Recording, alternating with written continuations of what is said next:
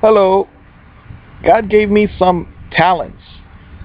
One of them, in regards to work, is before I actually start working, I always observe and see at what speed the other workers are going. I always observe to see if they're doing it right. So it's almost like God always wanted me to be a supervisor, but at the same time, I didn't have the skills. I mean, I could supervise people, know if they're late and stuff like that, but I didn't have the skills to build things like a house, etc. And I wrote this out on June 2nd. Apparently, I was working, 2013. Daniel, print out the Universal Declaration of Human Rights for your coworkers. But this is interesting because they don't. I've noticed most people don't read. Most people don't really learn anything new. It's almost like they climb a staircase, they get to one step, and they stay there for the rest of their lives. There are unusual stories about people that come from other countries and what they do over here, and eventually they become a lawyer or a doctor or something like that. But these people are remarkable. One of them mentioned how he was at the Reader's Digest. He was picking tomatoes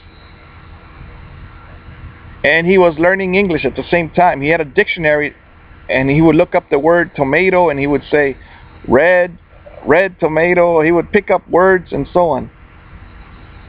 Then he became a brain surgeon, and he said that it was pretty similar to see all the rows of tomatoes and red tomatoes, and the brain also had like rows or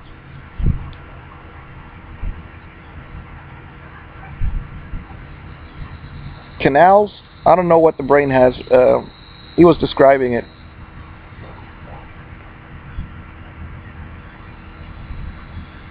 Yep, he became a doctor.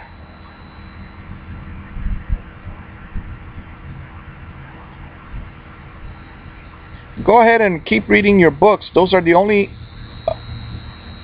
That's the best way, I believe, for in this society, in the United States. It's the best way for learning something. Books, videos, how-to tutorials, etc. They are the best way because if you are 20 years old, then you don't really hang out with men that are 40 years old most of the time. If you're 10 years old, you don't really men that are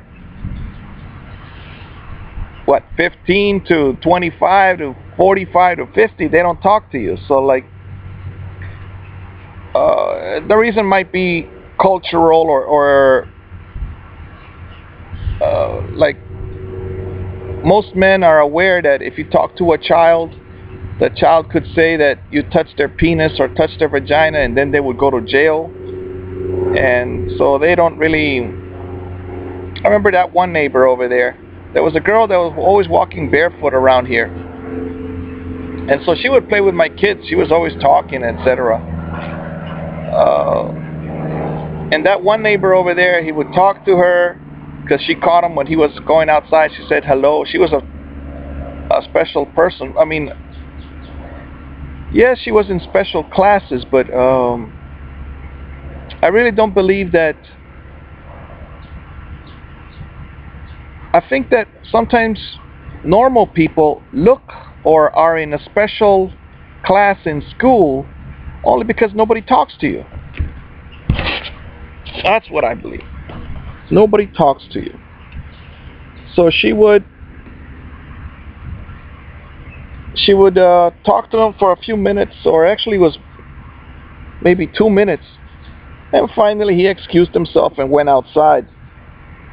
Went inside the house.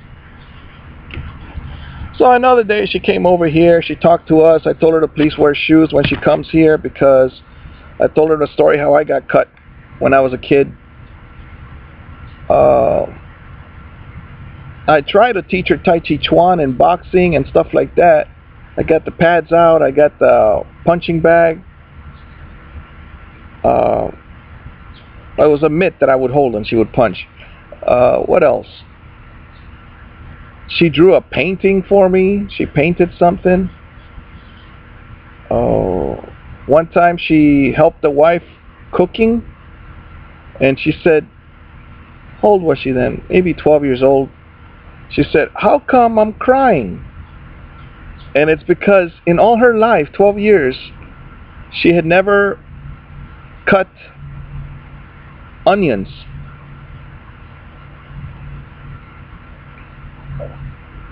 So that's very unusual from my belief, because if you have a mom, then you should spend some time. And you're a girl, you should definitely have spent some time in the kitchen.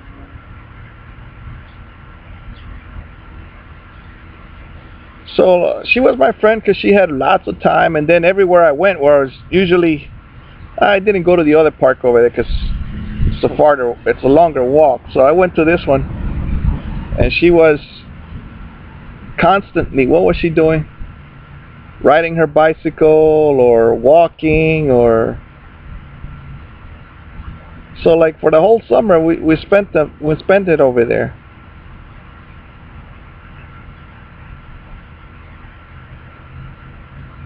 So that was a strange friendship. And of course, my common sense said, Daniel, she's a girl. You cannot talk to this person. Where's the security camera? So it shows that I'm sitting. Even back then, I used to sit down. She used this hammock. I used to sit down over here.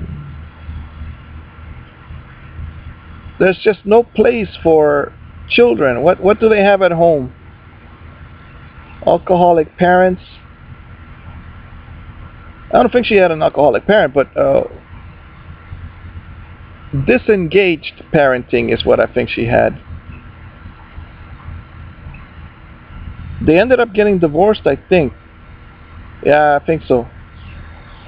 Because I saw her a couple of years later, like, oh yeah, I moved out of state, now I'm back over here. And I said, oh, okay.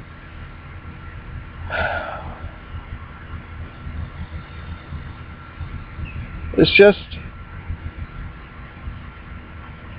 well, you see, we don't really talk in the United States.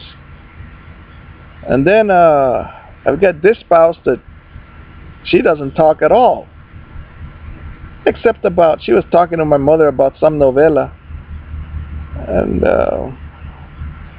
that's a soap opera. I think get a life instead of, now, I don't understand my mother. Back in Chicago, people change, I guess. She used to say, no novelas.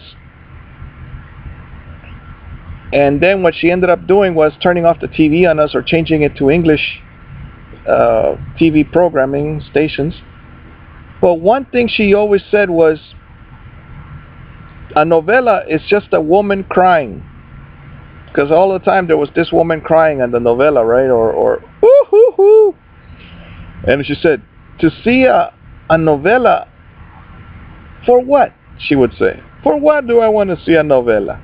That is, if I want to see something sad, I already have the story of my life.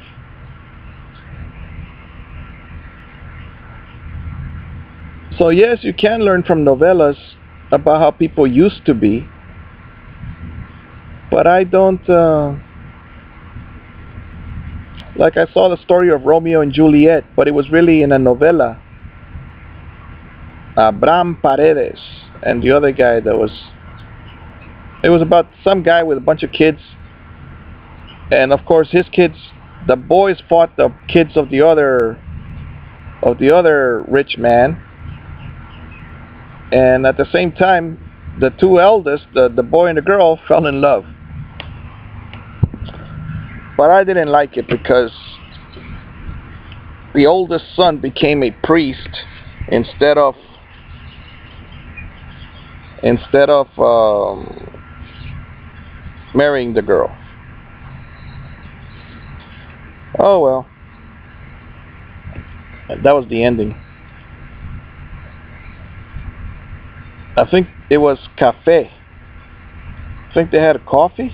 Coffee. I forgot the name of the novella, but that's you can look up Abraham Paredes novelas. I was my grandpa was alive. That was back in 1990s. All right, have a better life than I have. Enjoy your life. Enjoy your temporary freedom.